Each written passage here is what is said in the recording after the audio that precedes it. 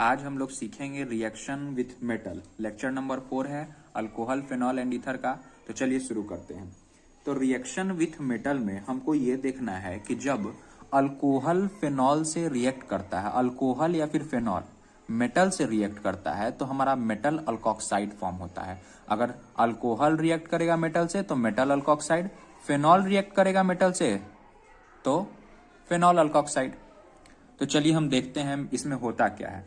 तो सबसे पहले है अपना कि अगर हम अल्कोहल को सोडियम एक्टिव मेटल से रिएक्ट करेगा, जैसे सोडियम हो गया, प्लेटिनम हो गया, एल्युमिनियम हो गया, तो अगर हम अल्कोहल को सोडियम से ट्रीट करेंगे, अगर हम अल्कोहल को सोडियम से ट्रीट करेंगे तो कुछ भी नहीं, बस H को हटा देना है यहां से और उसके जगह Na लगा देना है।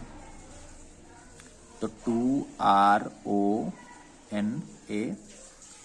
साथ में हाइड्रोजन बाहर आ जाएगा 2H। ठीक है। तो क्या हम किए कि अल्कोहल जब रिएक्ट करेगा active metal like sodium, aluminium type का, तो हम हाइड्रोजन को हटाएंगे, सोडियम लगाएंगे। सिमिलरली यहाँ फेनॉल है, ये भी रिएक्ट करेगा सोडियम से, तो इस OH में से हम H को हटाएंगे, इसके जगह ये चिपका देंगे। तो अपना कुछ ऐसा बन जाएगा ONA और 2 बैलेंस कर दीजिए, यहाँ भी हाइड्रोजन। तो हम देखे पहले केस में कि जब हमारा अल्कोहल रिएक्ट किया सोडियम से तो सोडियम अल्कोक्साइड फॉर्म हो गया।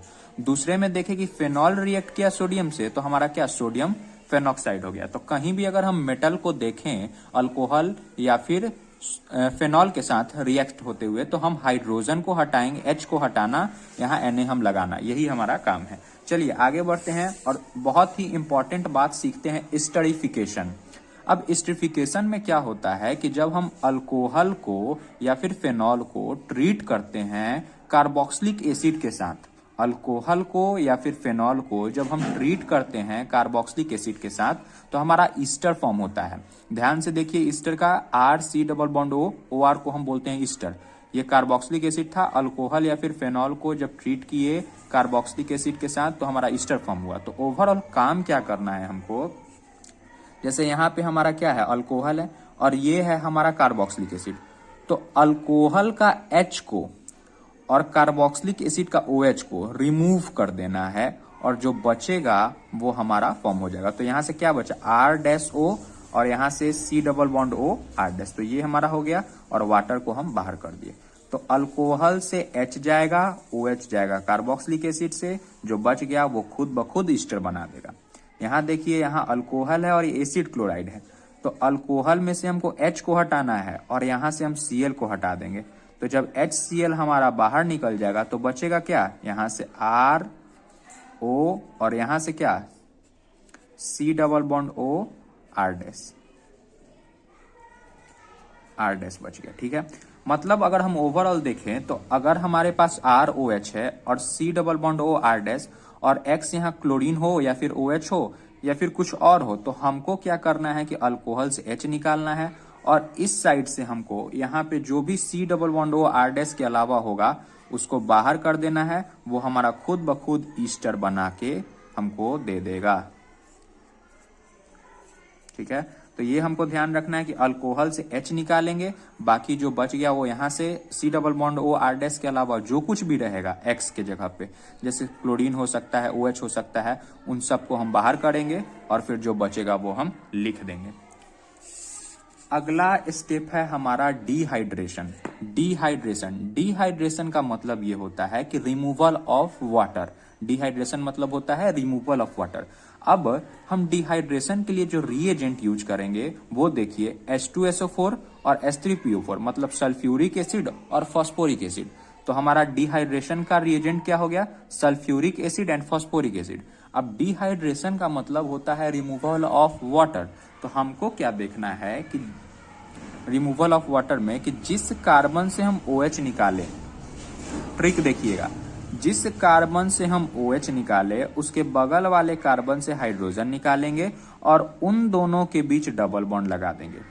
इस कार्बन से OH निकाले, इस कार्बन से हाइड्रोजन निकाले तो H2O निकल गया और इन दोनों के बीच डबल बॉन्ड लगा दिए।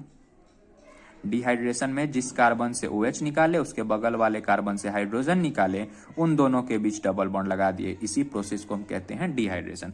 अब आइए कुछ एग्जांपल करते हैं डिहाइड्रेशन का। तो जैसे हम देख सकते हैं यहाँ कि CH3CH2OH है और H2SO4 है, इसका हमको डिहाइड्रेशन कराना है। तो इस कार्बन से हम OH निकालेंगे, इसके बगल वाले इस कार्बन से हम हाइड्रोजन निकालेंगे और इन दोनों के बीच डबल बॉन्ड लगा देंगे। तो फाइनल क्या बन गया अपना CH2।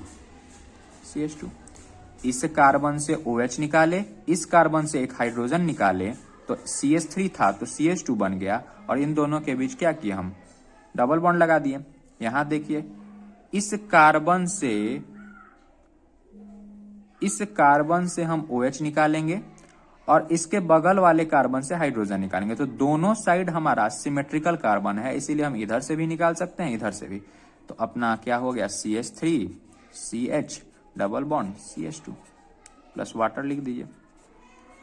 तो डिहाइड्रेशन में क्या है कि जिस कार्बन से OH, रिमूवल ऑफ वाटर होता है, तो जिस कार्बन से OH निकालेंगे उसके बगल वाले से हाइड्रोजन निकालेंगे, यही अपना काम है। अब आइए इसका मैकेनिज्म देखते हैं। सपोज कीजिए कि हमारे पास CH3 CH2OH है, इसको हम एसिड से ट्रीट किए, तो ये लोन पेयर इस एसिड से कनेक्ट हो जाएगा। तो अपना क्या बन गया CH3 CH2OH।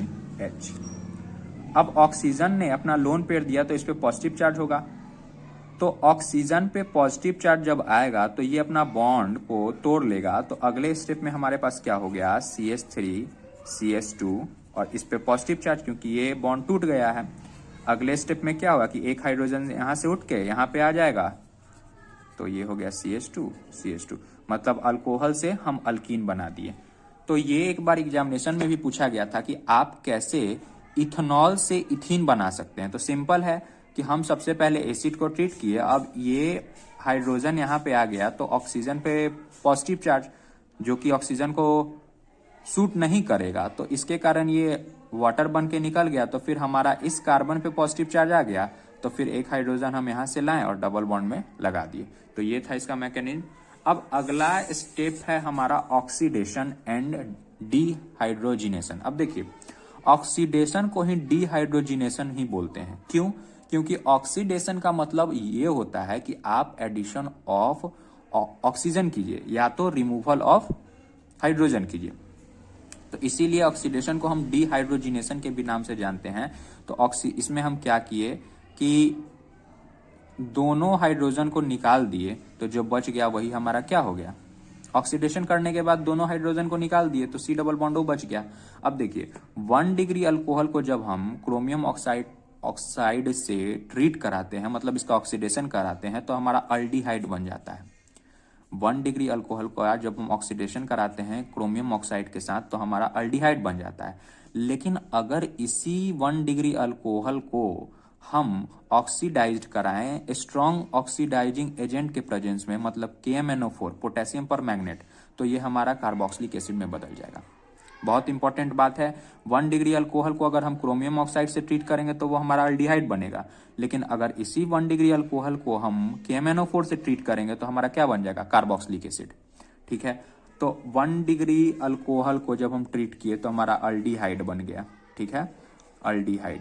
और अगले स्टेप में क्या, कार्बोक्सिलिक एसिड। ठीक है, कब, जब KMnO4 से ट्रीट किए। फिर देखिए अगर हम 2 डिग्री अल्कोहल है, ये 2 डिग्री अल्कोहल है क्योंकि जिस कार्बन से OH ग्रुप लगा है वो अगले 2 कार्बन से कनेक्टेड है। तो जब हम 2 डिग्री अल्कोहल को क्रोमियम ऑक्साइड से ट्रीट करेंगे तो हमारा क्या बन रहा है, कीटोन। 2 डिग्री अल्कोहल को जब हम क्रोमियम ऑक्साइड से ट्रीट करेंगे तो हमारा कीटोन बनेगा। सिमिलरली देखिए अगर हम 1 डिग्री अल्कोहल को हीटेड कॉपर के साथ ट्रीट करेंगे एट हाई टेम्परेचर तो हमारा क्या बन रहा है, अल्डिहाइड। और वैसे ही 2 डिग्री अल्कोहल को अगर हम हीटेड कॉपर के साथ ट्रीट करेंगे तो हमारा क्या बनेगा, कीटोन। 3 डिग्री अल्कोहल का हम ऑक्सीडेशन नहीं कराते हैं, इसीलिए हम यहाँ नहीं लिखे हैं। तो हमको ध्यान रखना है 1 डिग्री अल्कोहल से अल्डिहाइड बनता है, 2 डिग्री अल्कोहल से कीटोन बनता है। अगर हम रिएजेंट चेंज करें 2 डिग्री अल्कोहल में तो कोई भी रिएजेंट हो हमारा कीटोन ही बनेगा। लेकिन अगर 1 डिग्री अल्कोहल में अगर हम strong oxidising agent like KMnO4 use कर दें तो वो हमारा डायरेक्ट कार्बोक्सिलिक एसिड बन जाएगा। तो ये चीजें हमको ध्यान रखनी है।